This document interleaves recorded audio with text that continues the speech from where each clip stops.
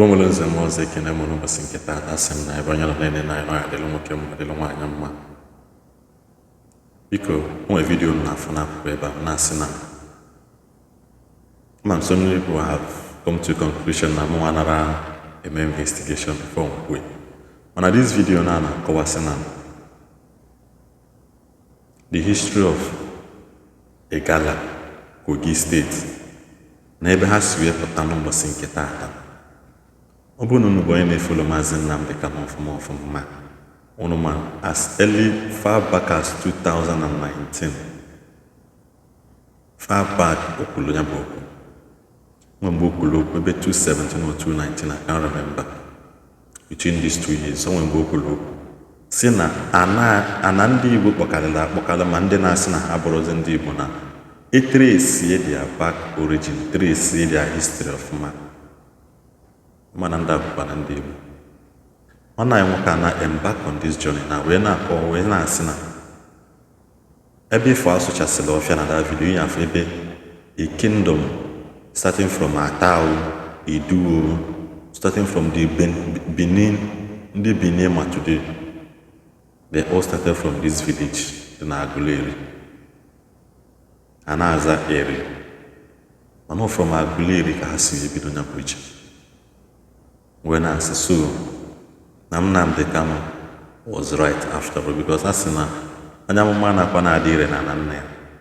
Mana ebe ewe na ndị mmadụ pụtazịa efile maka na onye a narazi abụrụ onye ha ma ama, efile ka ewepụdo eziokwu aka na amarụkwa na ha ekpuchi afọ ime aka. No matter how long it takes, the truth must surely come outside. Awareness biko solo na kun nene kene video no kun nene chaya unewe ya ota define the judgment ya weba no bosi nke tata biko dobili no video. Igbo bụ Igbo ekene m unu. Ebe anyị nọ ma ọ bụkwa na ebe anyị na-eje bụ ebe a na-akpọ Ata, nke dị n'ime Umuekete na Aguleri, Idu Kingdom dị na Anambra State, ebe ndị a na-akpọ Igala si wee pụọ n'ala Igbo, ebe fa si wee migrate ya wee pụta ebe a na-akpọ Kogi State ugbu a. Iji gosi unu ụmụnne m, ebe anyị nọ kịta bụ n'obi Ata, bụ nnukwu nna Igala nke anyị na-akpọ Kogi State ugbu a. Biko, please, while watching this very video, I want you to get your pen and papers beside you, because what I'm about to show you nor teach you today is not just for you to believe me, nor to agree with me, but it's for you to go and make your inquiries, make your findings, go back to your region and ask questions, because Google will not tell you what I'm about to tell you or explain to you nor show you today. And while watching this very video, I want you to remove sentiments or emotions aside. We put anything that has to do with political ambitions or career aside. Let us face reality. None. Oh. None. Ihe anyị ji duru unu gbagote ebe a bụ iji mezi okwu anyị na-egosi gị ka o zuo oke. Inji sị nọ iji mezi okwu anyị na-egosi gị ka o zuo oke bụ na anyị na-akọwala gị maka God, si na God baa na Iri, si na Iri baa na ụmụ ya. Anyị kọwala gị na Iri mụrụ ụmụ nwoke na-ese n'ofu nwaanyị. Onye nọ na bie taa bụ nwa nke ebo Iri a na-akpọ Attire. Nya mụtara ndị a na-akpọ Igala. Na mkpụkpụ na-ata ka anyị nọ. Ihe kpatara onye ma onye bịa anyị dulie bịa bụ ọ pụta echi ọbụna onwe nge na-esi onwe ihe oyibo ji enene ihe na-eme ga-abịa nene. Ndị anyị dubi ebe a mbụ bụ ndị archive si na ebe a gosiri na onye ebile ebe a bụ about 4,000 years ago. Anyị abụrụ Igbo, anyị bụ ndị Igbo. Dịka m gwara gị na mbụ, Ata bụ nwa nke ebo Iri mụtara. Nya atala ọba bụ onye mụtara Benin na Ife. Ọba tọrọ Igbo, Igbo tọrọ Menri. Ndị a bụ mmụ nke Iri mụtara. Anna bebe dịcha ebe a. Tupu ata anava ebe obi kịta bụ mmụ nke ata. Diọkpali a bi ebe a. Diọkpali a bụ onye a na-akpọ Ekete. Anyị si n'ukpo ata pụọ, ya nduru gị jee n'obodo ụmụ Ekete Aguleri. Ekete bụ the first son of Ata. Onye ebile ebe a mụ na gị na mgbe ọ n'ikpeazụ bụ ụmụ Ata bụ Onoja. Anyị pụrụ a na Ekete ivu bụ Onoja. Iji avụ mbata ya ede Onoja Nwere. Tupu ọ pụọ wee join ya ụmụnne nna ya. Ebe anyị nọ bụ ukpo Ata. Ata the second son of Iri. Iri the fifth son of God. God the seventh son of Jacob, Israel. Ihe ngosi anyị na-egosi gị bụ na mmadụ a na-adara n'elu. N'o nwere ebe mmadụ si bịa. Ndị Igbo nke anyị bụ. Maka o nwere ike ọ bụ na o nwere ndị Igbo nke esi n'elu tutu. Ndị Igbo nke anyị bụ ndị nke mmụ nke Abraham. Anyị nsi ebe a kọwalde gị nke olu gị n'aka Abraham ka anyị ji bụrụ ụmụ ya.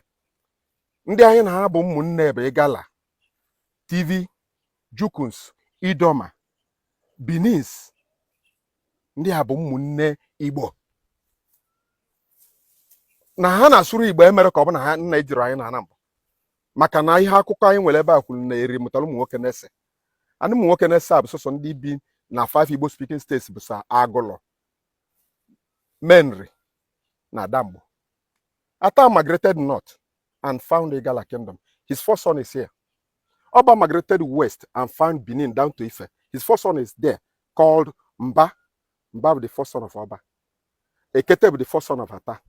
And no Nuba Ata ka ino. Ibe I know na bụ na obro no nwere nwa na ebe a. Mụ na ga ma bịa ebe a. Tupu anyị na-abịa o mere na gị n'anya tupu anyị na-abịa nọ nwa ya ga-ebu ụzọ. Anyị lụzie ebe a, anyị nwee n'akala. Ebe a adịrọ all that free. Ọ dịrọ easy. Common person. Ọ dịrọ common ya bata nwere ebe a. Ijikwela jive na-abịa ebe a, ịma abịa nwe ebe a. Ihe niile Igala na-eme nni bụ ebe a ka o si pụrụ. Anọ ka dị ebe a. Ịnọdụ ebe a nọ o nwere ihe ị ga-afụ, o nwere ihe na-enwere ike ịpụ, o nwere afịa ọbụla na-azọ ndụ na-adịrị n'okilikili a. O nwere afịa dibịa chọwa afịa ọbụla ọ vụrụ ọ chọta ndị ụmụ Ekete. Ha ndị ụmụ Ekete edulie bịa n'ukpo Ata, ị nweta afịa ahụ ị ga-eji zọ ndụ. Nke mere na tupu Kata pụrụ na ihe niile o nwere ka na-alụ ọrụ ebe a. Ọ bụ na ọ bụrụ ị na-anyị mgbe anyị na-abata n'evu ka na-akọcha ugbo, ha da-akọ ugbo ebe a. O nwere nnukwu ubili na-atọ ọkụ ebe a. Ọkụ gbalị na 1972 wee gbuo ebua volofu nke ọzọ nwụrụ last. Ka mmụ ya ji bịacha bụ ndị ụmụ Ekete the first son of Ata ji bịa dozicha ebe a. Ubili a epuo na be onye nke amụnya na bona.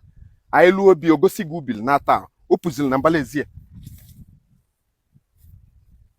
Ihe mkpatara nji ekwu ya bụ na ihe nwere anwa n'ọbụ ihe mere n'eluigwe nke ịtọ. Mgbe o ji mee 72 hours o ji mee n'eluigwe nke ịtọ mee ebe a. So o nwere ihe ija ka ị nweta ịchọ ọnya ọ bụ na avụrụ ya mana ihe a bụrụ eziokwu. So ebe anyị nọ bụ ukpo Ata, the second son of Iri mụtara Igala. Ndewo. So how many years now ọ nọgoro? As in how many years ka o bigoro? How many years ka ebe a na isi bụ obi Ata dị? Ihe a amụrụ nna m mgbe Ata pụrụ. Amụrụ nna m. Ihe nna kọrọ gị bụ ihe mere about 1000 years ago. Ihe mere o ji dị nne bụ history ndị anyị nwere. And na anyị bụ ndị Igbo bụ ndị Chukwu kele ọfụma na ịchọ ive ịchọta ebe ọ dị. Archive nke nwe anyị nwere n'ebe a abụrụ archive ebe ọkụ na-agba ma ebe nwere dọkụmentị ndị America maọbụ ndị England. Ndị archaeology bịara ebe a kwuru na ọ dị 4000 years ago ka mmadụ biri ebe a. 4000 years ago ka mmadụ biri ebe a. Ana onye ebilie ka anyị na-ekwu na-ata bụ nna Igala, nwa nke ịbụọ Iri mụtara. Daalụ. Okay, so nna anyị ukwu anyị na-akọwa n'ebe a kịta bụ ka m wee ya nọ ihe ndị oyibo na-akpọ descendant Ata. Ya no o si from the lineage or lineage Ata. Ya ka o ji bili ebe a ha bụ the first son. Nnava bụ Ekete bụ the first son of Attire. N'usoro ọdịnala nke ndị Igbo, diọkpala adịghị ere obi. Nya nwere onwe bụ diọkpala na ime afọ nke nne ya. So ọ bụ na ị ga-enye ebe a nri maọbụ na-enwere eme nya ka ndị bebe ga-edute bịa, maka na lineage nke be ahụ bụ nyanwa bụ diọkpala na saịdị nke ya. Ha bụ Ekete, ụmụ Ekete. Ekete bụ afa nnava. Kịta bụ ihe a na-aza bụ ụmụ Ekete. Ekete ka m sị gị na ọnya bụ nwa nke izi Attire mụtara. So na lineage Attire ka bụ iji mara gị atọ, o nwere ike onye Igala nọdụ sị gị na Igbo si Igala kpaa, ọ bụ Igala si Igbo. Ije na saịdị Anambra steeti iji afụ agwu Attire nke gosili na ọ bụrụ anyị si bebe na ọba si be anyị. Obodo relatili to ebe enwe anyị nọ, mụ na gị nọ taa na Igbo lulu 70. Obodo relatili to ebe a. So na mgbe Attire nabalị ya na ụmụ ya nabalị, ndị nachela azụ rili nne. It is like akụkọ nke Benin. Ije Ọnịcha bụ Ọnịcha Ado na Idu now. Mgbe mbụ ha bụbụ Ọnịcha Ado, ọ ka ha ji mmalị na ebe ha si bụ Idueri Kingdom, ha tinye Idu. Mgbe mbụ bụ ije onye Ọnịcha sị gị na ha si Benin, ha amụọlụ na Benin si Agụleri.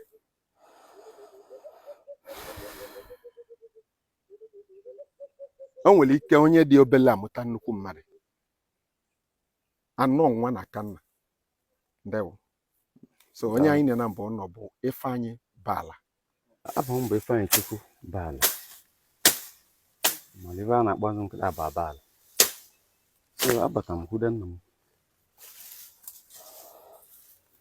Etogide m topụta. Ọsụ m nọ nwere ebe a na-akpọ okpu Attire. Okpu Attire bụ nna anyị ndị ụmụ Ekete ebe. N'ebe a ka esi wagbagolu Igala. So a na-abịa ekpele ebe a. Ụfọdụ ndị ụmụ Ekete na-abịakwa ekpele ebe a. Mụnwa na-abịakwa ekpele wee ruo ofu otu gasị na ekwuru na ha jesịrị chọọ ire chọsasị na iwu lebu na-abịa ebe a na-edozili banye. So mụnwa megin nwasịrị oke because ndị na-abịa ekpele ebe a rinne, ọ bụrụ sọsọ mụ n'ime ụmụ Ekete ndị ọmụ. Since ya nwa bịa dozisi elu banye before abịazi agụnyezi signboard ya bagụ ya ebe. So ka o si dị ebe ubili ahụ bụ nke ahụ dị n'etiti kwụ ebe a nya nke da last. Mụ m bịara sị ọ bụ na eziokwu ka ị na-ekwu ya pụke n'ubili ahụ ka m hụ. Ọ chọzi ịpụ ubili ahụ bịa na be m bịa puo ya. Puku anyị eto otu ahụ ọ dị akịta. Nya anyị jebega ya fie. Unu ruo ebe m kịta ọ dị. Lekene mụ. Ndewo. Anyị ekelekwana gị na ihe ịkọwara ihe gbasara Attire na ka Igala na ubili ya si wee dịrị. Anyị kelegiri nne. Nke bụ eziokwu bụ na ụfọdụ ụmụnne anyị ndị Igala a na-agwa ha na fa si n'Igbo wee pụọ na anyị nche niile bụ ofu ife. Ha na-afụta ya na maybe na anyị nwere another hidden agenda. Nke bụ eziokwu bụ enwere onye anyị na-afọsụ ka ọ bụrụ Igbo maọbụ ka anyị na ya bụrụ nwanne, kama na anyị na-agwa fa the reality. Anyị na-agwa ha nke bụ eziokwu maka na ndị be anyị si na eziokwu bụ ndụ. Ọkwa na ya ka anyị ji achọ ntọala anụmanụ na Igala si from Igbo. Nọ na Igbo ka ha si wee pụọ. Nọ na Igbo ka fa si wee pụọ. Na ebe a bụ Ndi Igbo ahụ si pụọ. Ya wee sị mba na nna ala ka a na-ekwu a na-afụ n'anya. Onye maka anyị ji wee bịaba ebe Attire si wee pụọ wee migrate to Igala. So daalụnụ. Dịka unu na watch this very video, achọrọ m ka unu gba mbọ tụsaa ya ka ụmụnne anyị dị iche iche mara ka fa si wee bido, mara ebe fa si wee pụta. Ọ dị mkpa rinne na anyị ma identity, na anyị ma ebe anyị si wee pụta. So anyị ga-aga na be nwanne anyị nwoke nna anyị ukwu ka o gosikwa anyị ebe ọsọ ubili anụ nwapụrụ ịtọ dịka o si wee dị na mbụ oge Attire fapụrụ ebe a, oge ha rapụrụ. So ka anyị jee ebe ahụ fụrụ ya bụ ife n'onwe anyị dịka anyị na-egosi unu ntọala ka Igala na Igbo si bụrụ nwanne na ka fa si wee pụọ n'ala Igbo abụghị ka unu kwenye n'ife anyị na-ekwu, kama ka unu jee mee nchọpụta pụrụ iche n'onwe unu. Ndị mụ na fa sokwenu bịa ya bụ ije bụ otu Members of Cabinet Eze Chukwuemeka Iri nke Idu Kingdom dị na Aguleri bụ aka ji ọfọ Igbo niile. Ndị a bụ otu pụrụ iche ehibere maka our culture and tradition bụ omenala na ọdịnala ndị Igbo iji nyere Eze Chukwuemeka Eri aka na ịgbasa ozi dị iche iche na ịkọwara ndị be anyị ife dị iche iche dị n'ala Igbo ha na-amaghị maka ya. Ya bụ ụmụnne m, ife anyị na-agba mbọ bụ ka ọ dị mma, ọ bụghị ka anyị mebie. Ya bụ gbakwazie mbọ fụ na ịtụsara vidio ma ọ bụrụ na your share button na-alụ ọrụ. Igbe na-ege m ntị ekenecha m n'ụbọchị nke taa na-asị ebe onye nọ na-enene vidiyo anyị ọ dịlụ nwoke mma dịlụ nwaanyị mma, biko nenecha vidiyo anyị ihe nene na chanel adịghị m subscribe na this channel, subscribe na this channel, igbe notification gị isola na-enweta notification mgbe ọbụla anyị tiri vidiyo ọfụ.